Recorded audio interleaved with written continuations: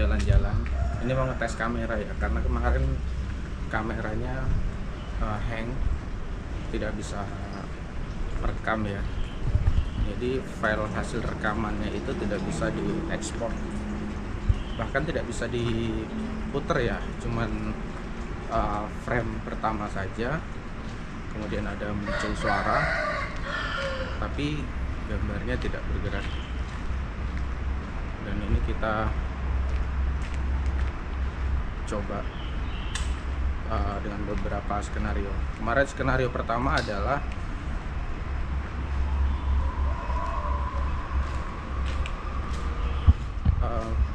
kartunya di format ya, jadi di volumenya dihapus, kemudian di format ulang, dan ternyata ketika dicoba tetap saja seperti itu, tetap hang. Jadi kecurigaan pertama bahwa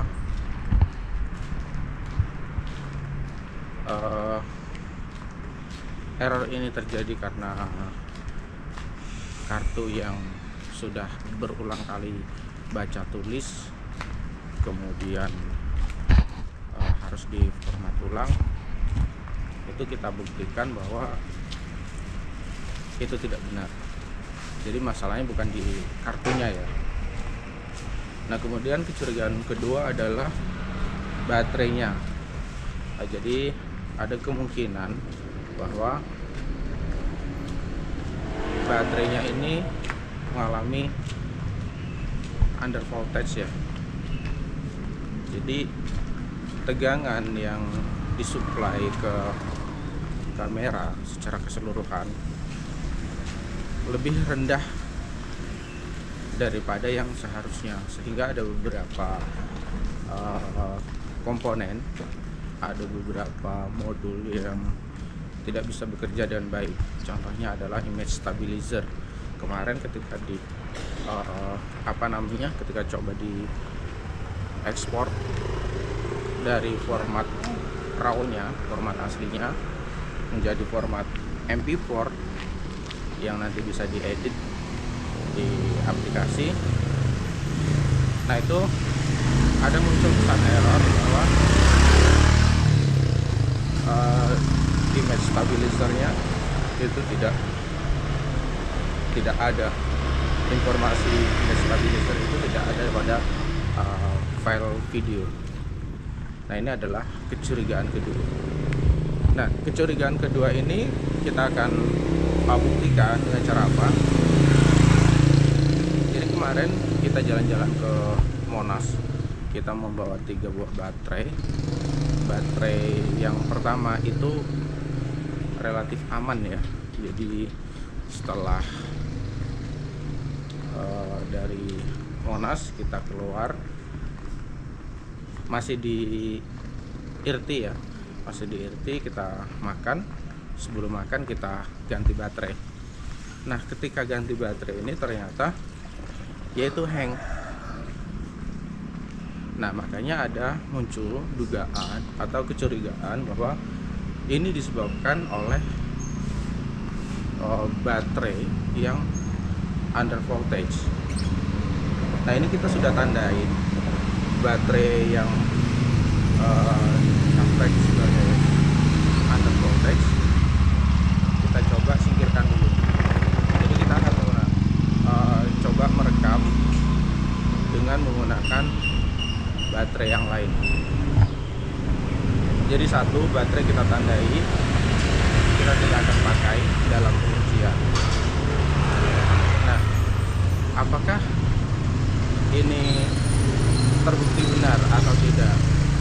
Kalau memang nanti benar bahwa ini disebabkan oleh baterainya yang under voltage, maka kita akan beli baterai baru. Karena kita punya 3 baterai, satu baterai bawaan, yang dua buah lagi kita beli baterai secara terpisah di marketplace. Memang di awal ketiga baterai ini berfungsi dengan baik ya, Mengapa kita punya 3 baterai? Karena satu buah baterai ini hanya bisa merekam ya sekitar 85 menit ya, 1,5 jam kurang. Nah, dengan kegiatan kita di lapangan atau di tempat wisata, ya tidak mungkin kita merekam itu hanya 1,5 jam. Pasti lebih dari itu ya, karena ketika kita tidak merekam, kamera dalam keadaan on, itu pun sebenarnya juga menggunakan baterai yang cukup besar, meski tidak sebesar ketika merekam. Karena ketika merekam itu algoritma yang dijalankan oleh kamera ini lebih kompleks dibandingkan dengan ketika kamera dalam keadaan on.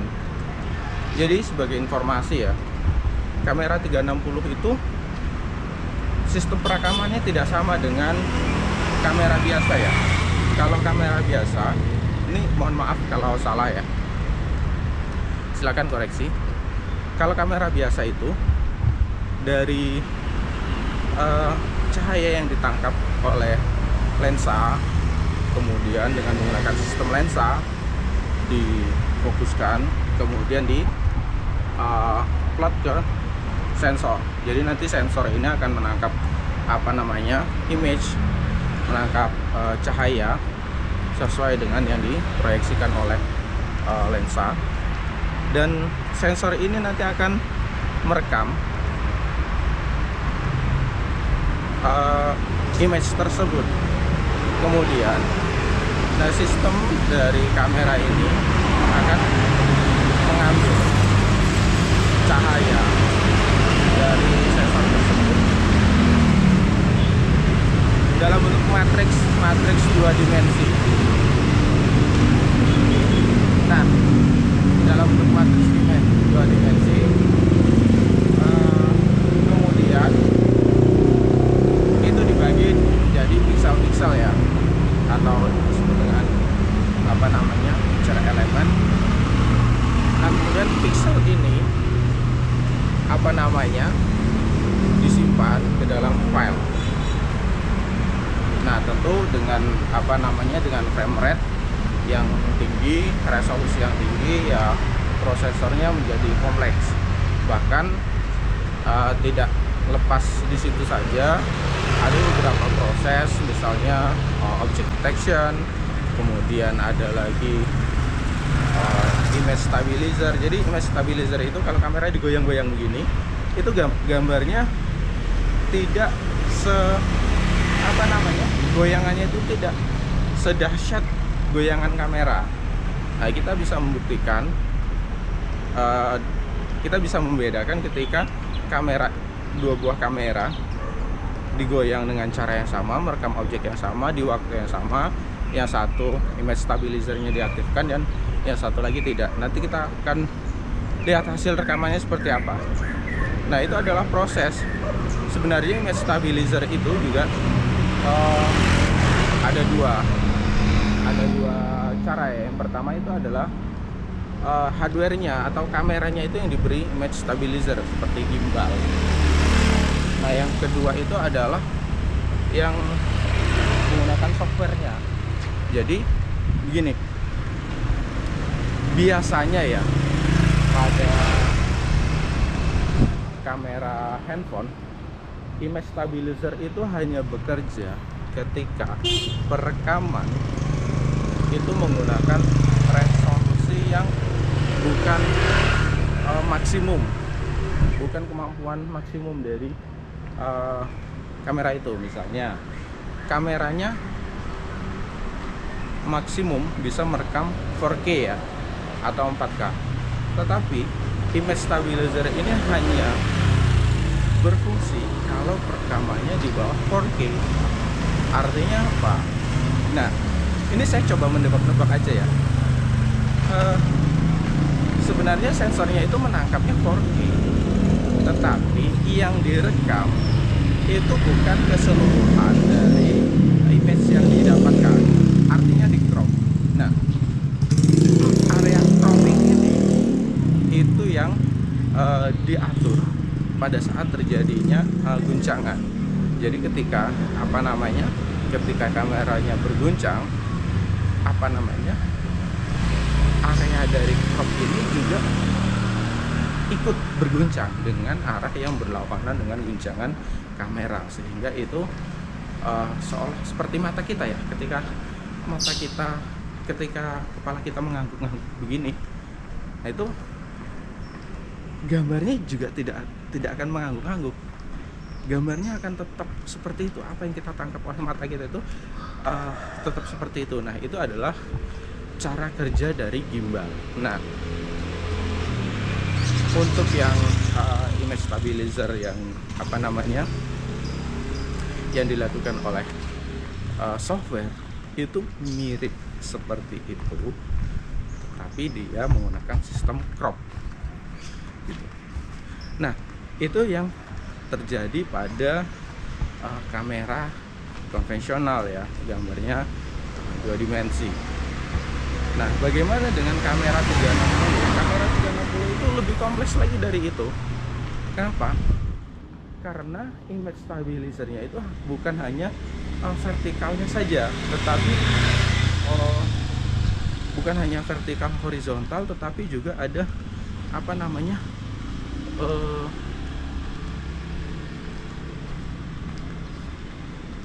azimutnya. Apa istilahnya tuh kalau kita belok kiri, muter ke kiri, muter ke kanan, itu secara horizontal gitu. Jadi prosesnya itu lebih kompleks. Pertama, ya sama seperti kamera biasa, gambar itu image itu ditangkap dengan menggunakan 2 buah lensa. Kemudian lensanya ini khusus ya, bukan lensa biasa. Artinya gambar yang ditangkap oleh kamera ini nanti tidak akan lurus sebagaimana lensa pada kamera biasa, tetapi nanti akan ada lengkungan ya. Nah, jadi satu lensa ini akan menangkap area 180, teorinya 180 ya, tapi sebenarnya lebih dari 180 plus vertikal dan 180 plus horizontal. Dan kita bayangkan seperti bola yang dibelah menjadi 2 sama besar, dan maka image-nya itu ya seperti kulit bola tadi. Kalau kita melukis atau ginilah, globe, bola bumi kita belah menjadi 2. Nah, kan ada 2 sisi yang berbeda tuh. Nah, kemudian 2 image ini digabungkan menjadi satu. Jadi kulit bola yang 2 buah tadi digabungkan menjadi satu, maka menjadi kulit bola yang utuh. Nah, kemudian kulit bola ini dia akan dibelah lagi, tetapi membelahnya itu hanya satu belahan saja, sehingga nanti kulit bolanya ini akan digelar, memanjang. Kalau tadi rasionya adalah 1:1, karena 180 vertikal, 180 plus vertikal, dan 180 plus horizontal.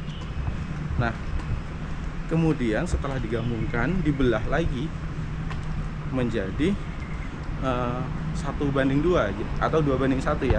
Jadi dua horizontal dan 1 vertikalnya. Kemudian ini yang akan rekam ke dalam file video. Tapi nah, sebelum direkam ini dilakukan proses lagi, ada image stabilizer. Nah, image stabilizer ini bisa jadi karena guncangan begini, goyangan seperti ini. Nah, kemudian ada juga yang, nanti saya akan contohkan di putaran. Jadi dia akan mempertahankan orientasi. Kalau kamera biasa, maksudnya kamera 360 biasa yang basic, ketika orientasi kameranya itu berubah. Jadi katakanlah seperti ini ya. Nah ini kan orientasi kameranya berubah nih. Nah kalau pada kamera 360 yang basic, maka ketika diputar lagi itu gambarnya juga akan mengikuti orientasi dari kamera tadi. Katakanlah kita tidak melakukan aksi apa-apa pada perangkat untuk memutarnya, kita tidak mengubah orientasi, tapi dengan perubahan orientasi kamera itu, gambarnya akan berubah sendiri orientasinya. Nah itu tidak berlaku pada kamera yang menggunakan sensor gyro misalnya. Jadi walaupun kameranya diputar orientasinya, kemudian diputar begini, dijungkir balik, itu tetap akan mendapatkan orientasi gambar yang sama dengan yang diinginkan oleh si penonton tadi.